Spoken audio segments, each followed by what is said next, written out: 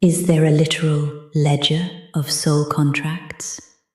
Short answer, yes and no, depending on what you mean by log, what people picture, what actually exists.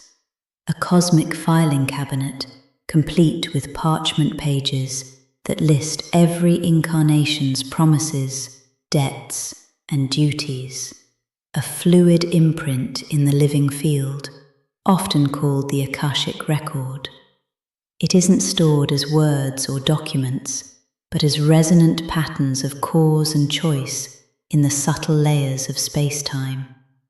How the record works.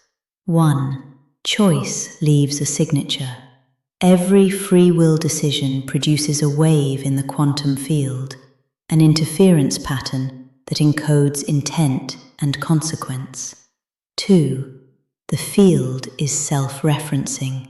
It represents relevant patterns whenever a being's consciousness is ready to review, renegotiate, or resolve them. Think of it as context-aware memory rather than a static contract draw.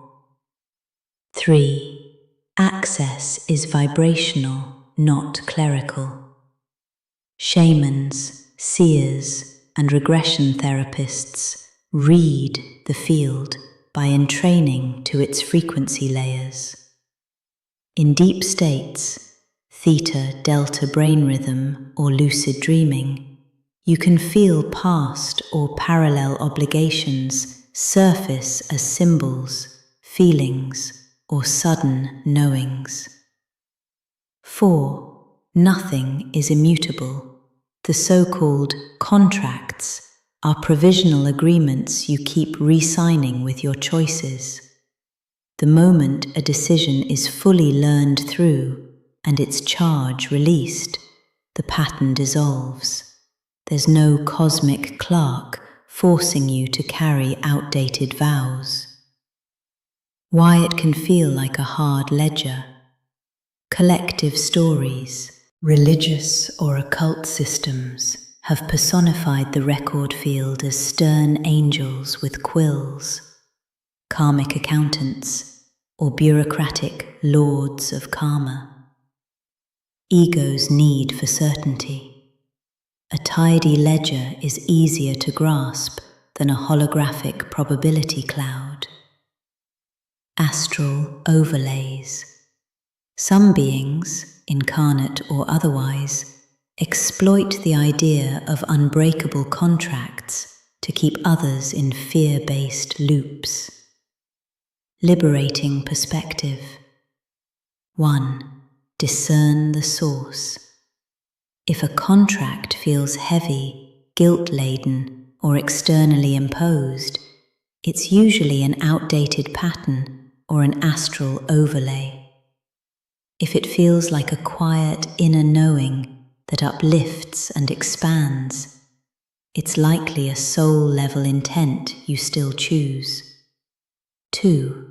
Invoke sovereign review. By the uncompromised flame of my essence, I witness all agreements that no longer serve highest coherence.